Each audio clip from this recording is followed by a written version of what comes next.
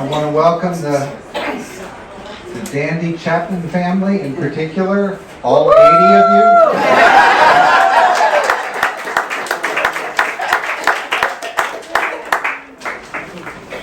I'm very pleased that we're gathering here today to honor Josie Byrd. And I want to welcome you for the first time to the Josephine Byrd Community Services.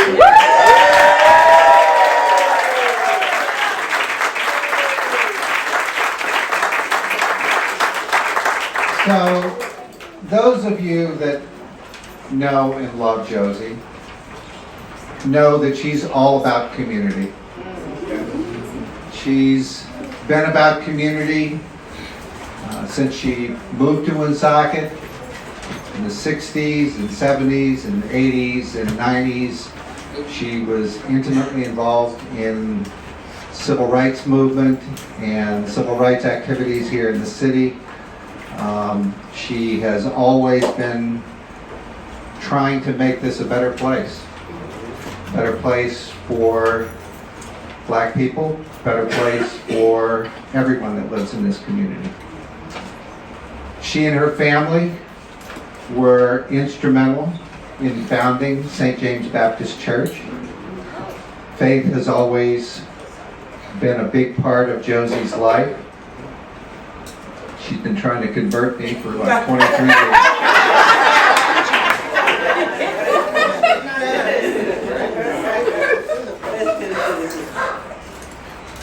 And the last 25 years or so, you know, she's been affiliated with this organization.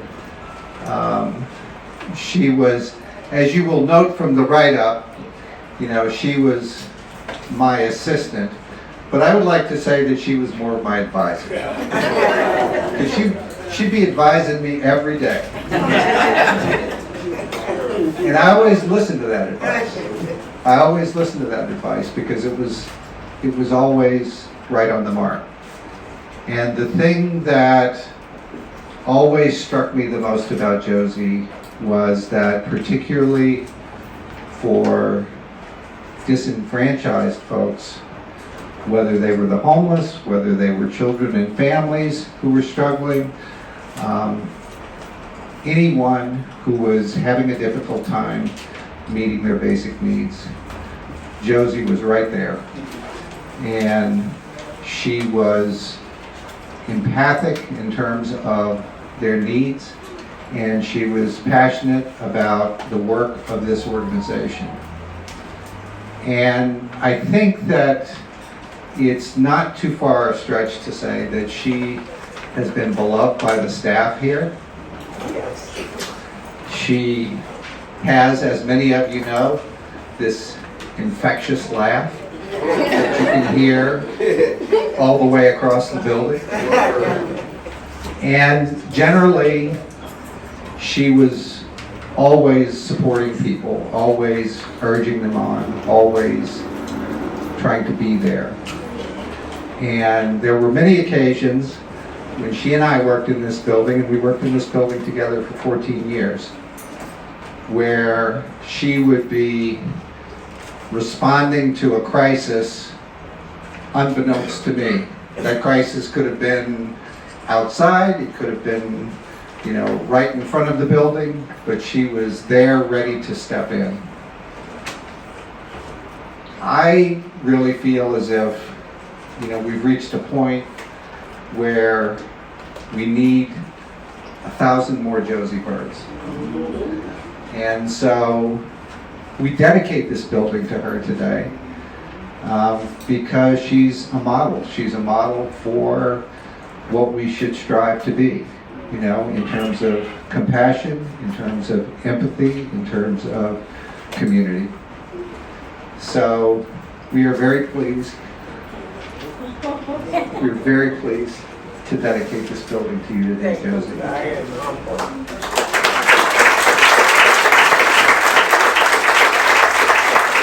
So, we have a couple of speakers. I'm going to first ask Reverend Thomas, who is our newly elected board chair for Community Care Alliance, and Josie's pastor to come up.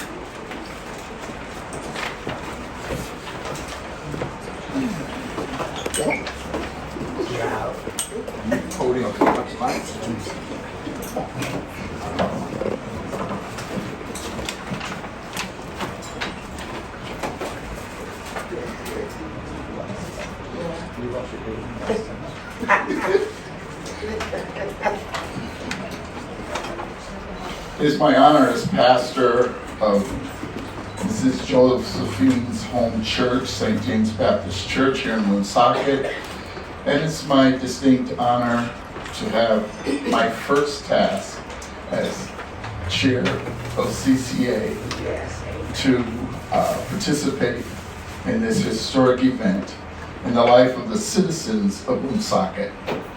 I say Ms. Josephine because when she grew up, you didn't call an elder by their first name. Josephine Dandy Byrd, Joe, Sister Byrd, Josie. Not sure why all the names, but I'm going to assume she is who you need. She is who she is when you need her. And you can call her by any name. I will also assume the different names are not a hint that she's in the witness protection.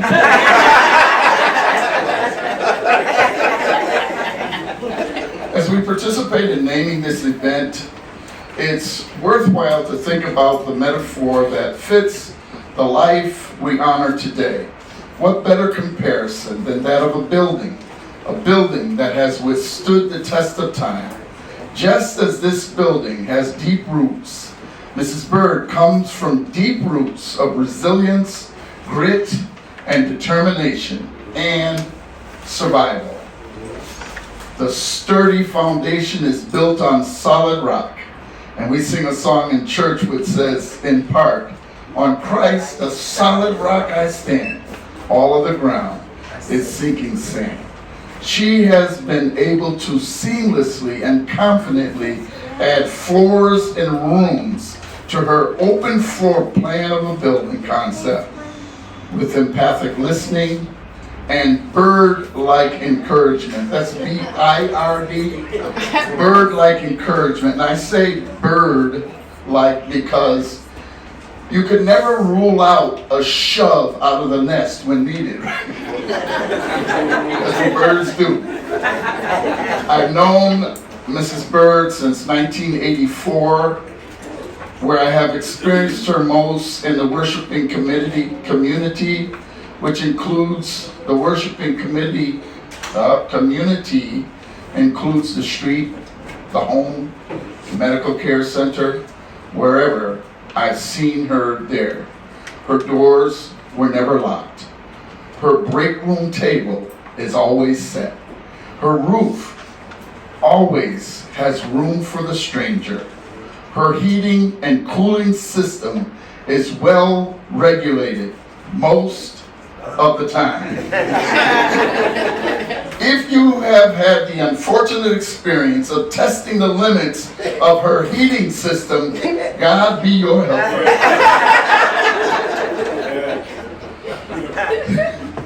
Those of you who know her, you also know that she has a sense of humor. It's a good thing to have a sense of humor. She and I had a conversation a couple of Sundays ago as she was entering church, and I held the door open for her, and we fell into a conversation about arthritis. And we discovered that we both have arthritis in our hands. She particularly has arthritis in one of her fingers. And she showed me. It remains stiff. I'm going to stop her. She just showed it me today on the sidewalk just now. Remember? I got out there?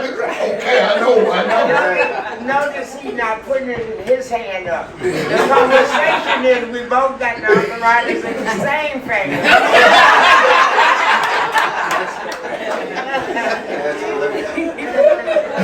Ms. Byrd, thank you. Thank you.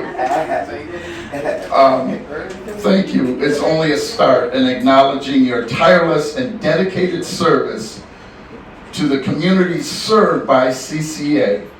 Harriet Tubman is quoted as saying, "I was conductor of the Underground Railroad for 8 years, and I can say that most conductors can't say, I never ran my train off the track, and I never lost a passenger."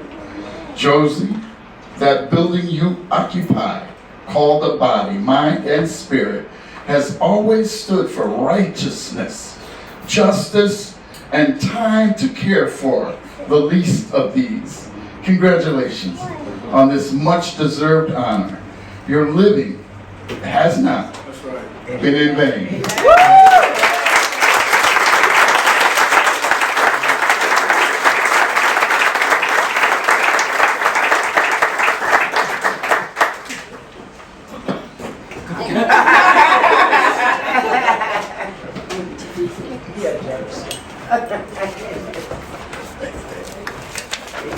Don't count the spelling. It's the lyrics. It's the lyrics. You gotta be careful, he's my new boss. All right, so it's my pleasure to bring up former Congressman David Cicilline, now the CEO of the Rhode Island Foundation.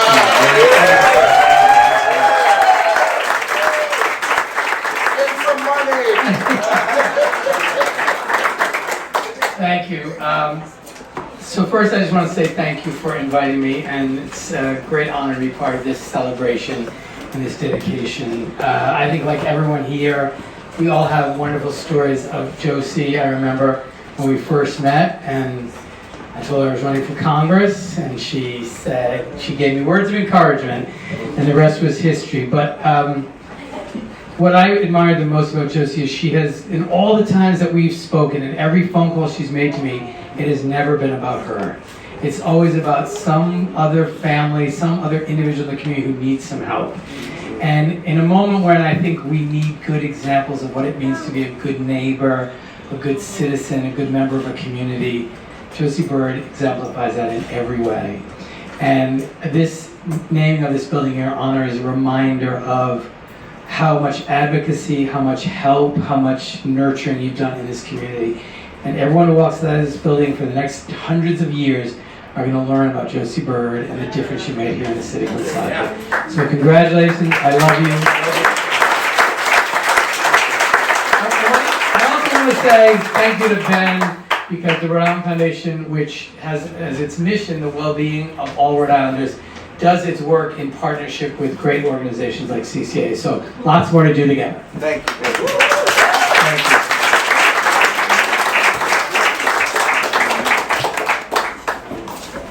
So now, speaking on behalf of the Chapman Dandy family, I'm going to invite Pam Williams up.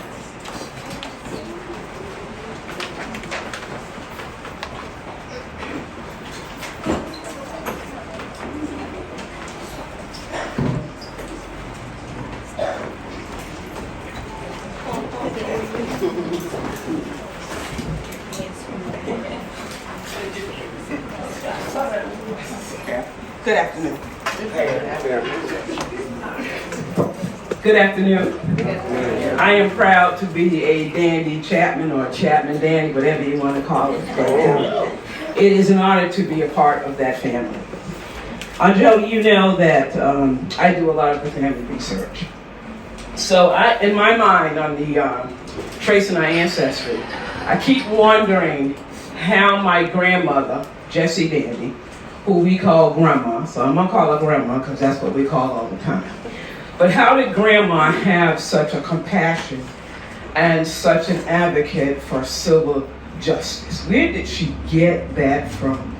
And I spent a lot of time with Grandma on the porch, and I'm so glad I did because she gave me the name of her grandmother, Nancy Newton, who is my great-great-grandmother. And I got enough information that Ancestry has been extremely helpful to me. And I've been researching now for over 10 years. And I've been able, Aunt Jo, to understand where this all comes from. And Aunt Jo, this comes from your great-grandfather, Harrison Newton, born 1840 in slavery time in Wilkes County, Georgia. And he had a brother named Henry Harrison. And I just kept digging and digging and digging and digging. And every time some new information comes up, I pop in these names. And I have so far been able to find out that your grandfather, Harrison Newton, in 1867, 4 years after the Emancipation Proclamation, was a registered colored black man who voted in the election district of 29 in Wilkes County, Washington, Georgia. But it didn't stop there, because he made sure that his daughter, Bessie Newton, could read and write. And it didn't stop there, because Granny made sure that Grandma could read and write. And it didn't stop there with Grandma, because Grandma served her community in Newberry Chapel, South Carolina. She was a midwife, and she attended Benedict University for midwife classes, and I was able to pull up that record. And so now I know why she was so excited when Larry went to Benedict College, because she had stepped on Benedict College, which makes me now understand why education was so important to her. And the reason why they moved here, she would tell me, was so that we would have better opportunities. And one of them was to get educated. And not only that, but Grandma, like you, Aunt Josie, was active in NAACP when it was not safe to be. And when we journeyed back there on a trip, they took us to the railroad track where she helped a young man escape late at night to get out of trouble so the young man would not be lynched, because they were getting ready to lynch him for something he had not done. And then she comes here and she resides in this community, and she works right here in this organization, in this community, serving people, along with Mother Cleora Coleman, and along with Alberta Chaplain, and I'm on the chaplain side too. So these women built a legacy of community service, and if you were in the church and you were watching them, and you're watching them in the community, it had to rub off somewhere. And Aunt Josie, I think you got a whole lot of it. Because she would push us in NAACP, she would push us in church. If you were playing an instrument, ain't that right? She was going to push you. She was going to push you for the choir. But she wanted us to be the best. And I'm grateful for that. I am blessed that you are my auntie. She was there when I was born. She was there when my mom passed. Yes. She was there when I got married. Yes. I love you. But she's still there for us. She's there now for her great nieces and nephews. We have Easter egg hunt at her house. We're getting ready to do a soccer clinic on her lawn. She doesn't know it yet. But because I want that generation to have an opportunity to have her to pour into them, so that they can see the importance of education, of family, of staying together. My great-nephew, Farrell, we rode by, he said, Aunt Josie's got such a nice house. And I said, Farrell, you can have a house just like that. You've moved from sharecropping, and when all the older ones left, it fell on you. And you moved here, and you didn't stop helping people. You didn't stop loving. You sacrificed so much. You even sacrifice sometimes time with your children just to give to us. And that's why I sacrifice and I give. And I will drop it. And when she calls me, I drop what I'm doing and I'm going. We were in New York. I ain't never drove to New York. I was driving to New York. I was driving up Fifth Avenue. But she was just like, we can do this. We can get this done. And so I just wanted to say, to God be the glory for all the great things he has done. Yes. You are a living witness of your mother's motto, are charged to keep our hand, a Lord to glorify, and fitted for the sky. And you have served this present age extremely well. So I'm asking you now to just take your senior years and move into mentorship. I want you to relax. I want you to enjoy us.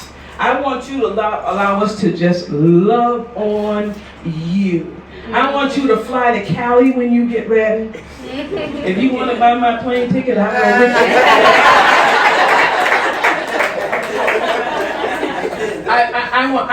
I want you to just let me allow you to put you in the car and just drop you off in New Jersey. Em and I will hang out down there in the little town, and we'll come back and get you whenever you want to. But I want you to now please promise me that you move into mentorship. We need it. We need that wisdom that God has given you now. We need you, Aunt Jo. We need the wisdom. I need you to impart some more to me so I can share it with Jordan and them and all those others that are out there. But you are a blessing to this community. I don't know how Ben put up with you, but God bless you. You're a blessing, and we love you. And we would, I don't know what I'd do without you. You have been a pillar of strength for me. And I'm grateful. I'm grateful for this opportunity. Thank you so much, Ryan. Thank you so much for being here.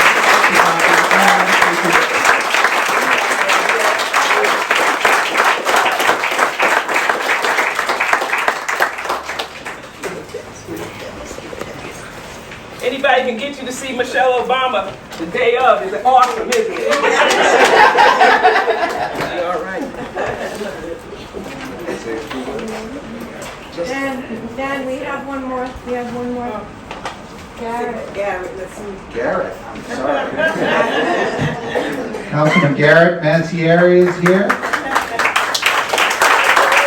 Councilman Brian Thompson is here. Councilman David Susan is also here.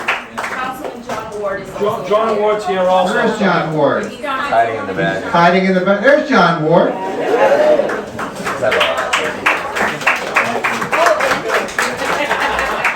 So I wanted to say thank you so much for the invite. We're so excited to be here and to celebrate with you today on this momentous occasion. And you certainly filled the room, so congratulations to that. You know, there's so much love and support here. I certainly understand why CCA decided to name this building in your honor and in your name.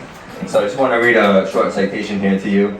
And it says, "Be it hereby known to all that the Woonsocket City Council hereby offers its best wishes and congratulations to Josephine Byrd for being a strong leader and advocate for civil rights and for individuals and families in our community, resulting in naming the whole building at 245 Main Street in her honor. Ms. Byrd is a devoted and dedicated employee of Community Care Alliance and a longtime resident of Woonsocket for 63 years.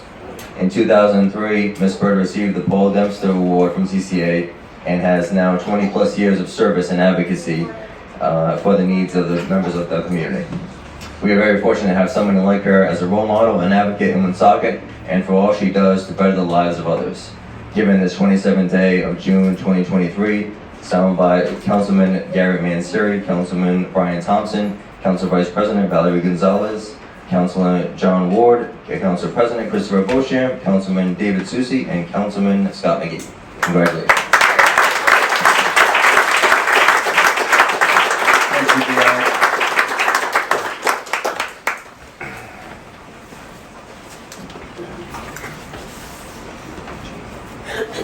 It took me a long time to get her vote, by the way.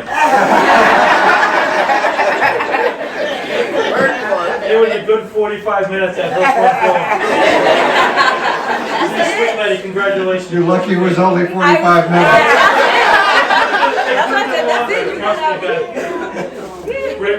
I also want to recognize Councilwoman Valerie Gonzalez here today.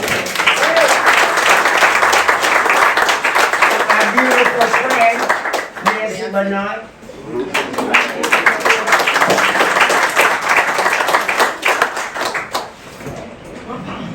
First, it's difficult to know what's going on in my body, my mind. Because I did all the work I've ever done in this community. None was done to gain a building. It was because I love people, and I know that in order to love people, when they're in trouble, they need some support. I'm grateful for Pam giving us some background history on our family heritage. But Woonsocket, leaving South Carolina was like, I guess the best thing that could have happened to us. But you know, I wasn't excited about coming to Woonsocket. We passed, Philadelphia, New Jersey. I came here on January 1st, 1960. And it was snow on the ground. Had never seen snow like that before. Cold. So I just got sick, didn't want to get out of bed. I just wanted to stay under the covers. Didn't even want to look at the snow. My brother-in-law, Teddy Chaplin, Theodore, brought myself and Josie to school for the first day.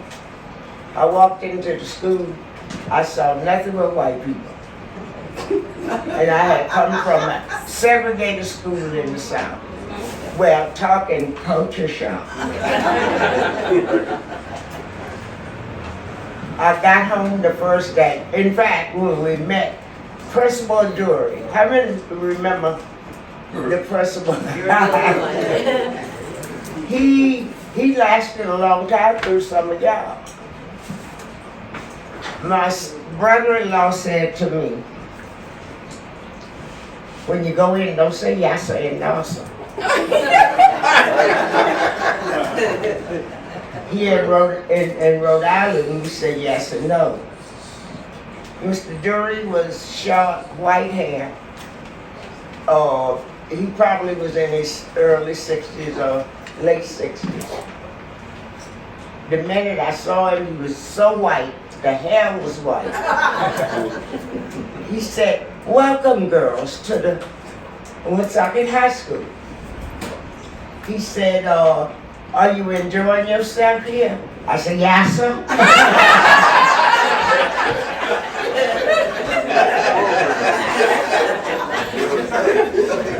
Josie and I was harassed by my brother-in-law, Theodore. That's Ronnie Chaplin's father. If some of you may not know him. Every time we would get into a family group, he would tell the story. But I did learn how to say yes and no. I learned how to integrate. Because I did a spur of the moment integration into the system. So I've come a long ways because now I see people. When I walked in that school that day, I didn't see people, I saw white people. But today I see people. I see God's rainbow that He put hung in the sky, all the beautiful colors. And it was by the grace of God that we did come to Rhode Island, because some of the other big cities I probably would have got caught up, not knowing which corner to turn on. But when we came here, we had a small black church on Blackstones. No, we was on Prospect Street in a mansion when I moved to Woonsocket. And Reverend Henson loved it to take children under his wing. He taught us how to sit at the table, to eat properly, and all this stuff. I got a lot of new learning. Cause when we was down south, cornbread and collard greens, how did we eat?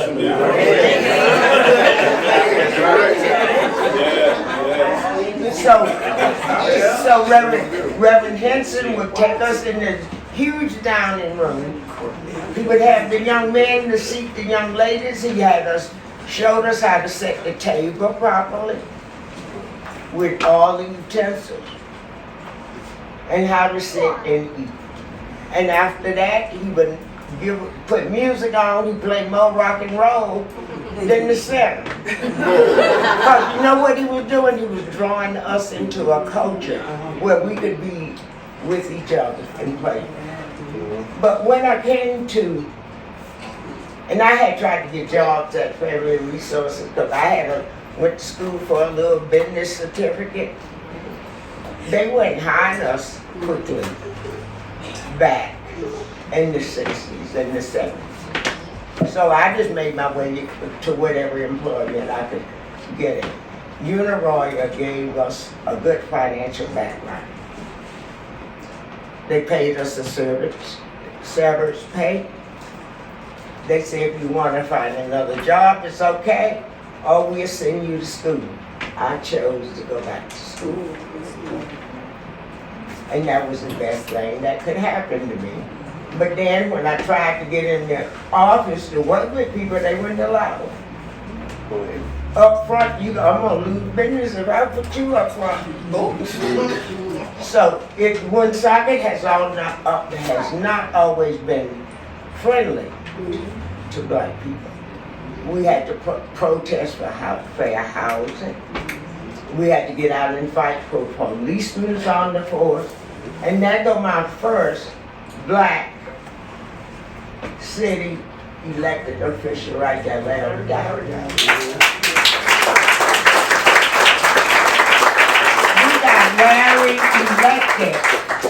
We got Larry elected with an error in our brochure and $1,200.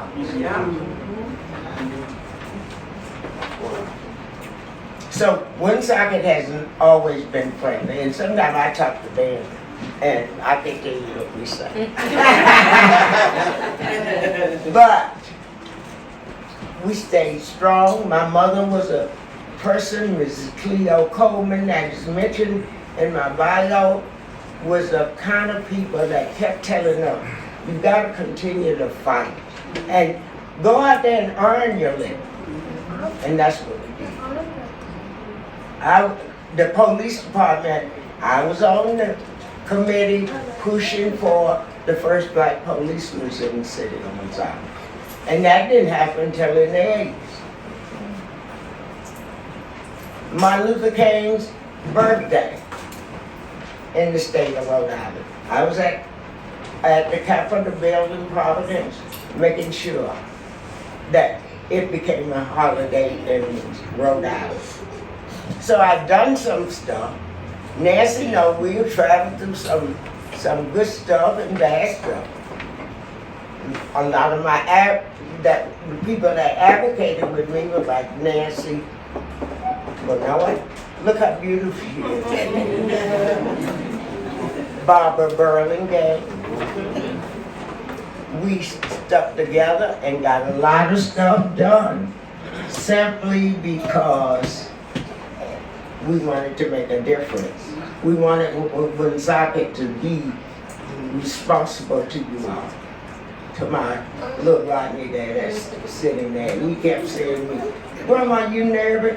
I said, I don't think I got nerves no more.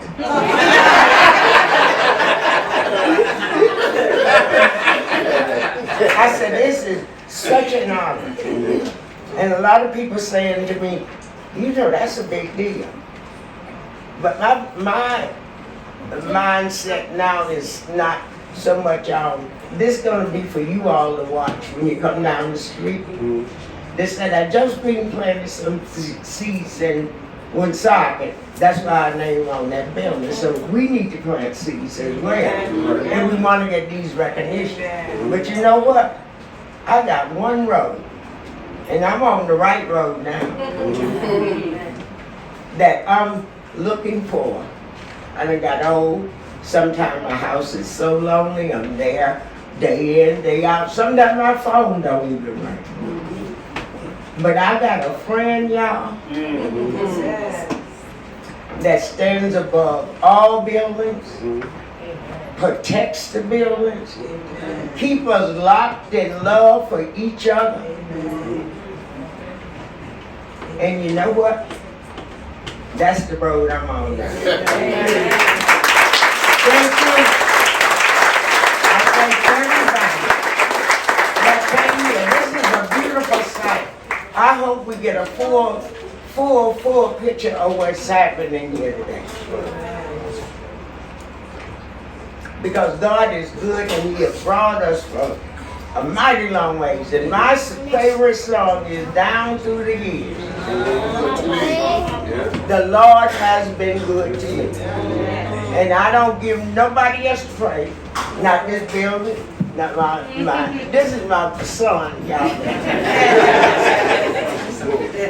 Not Ryan, not Jeannie. My glory is to God, because down through the years, I could have died in the cotton field, putting out poison with my hands to fertilize somebody's cotton and didn't get no money at the end of the day. So down through the years, Lord, you've been good to me. So you are who I'm going to serve today. One God, one faith, one baptism, and I did it all.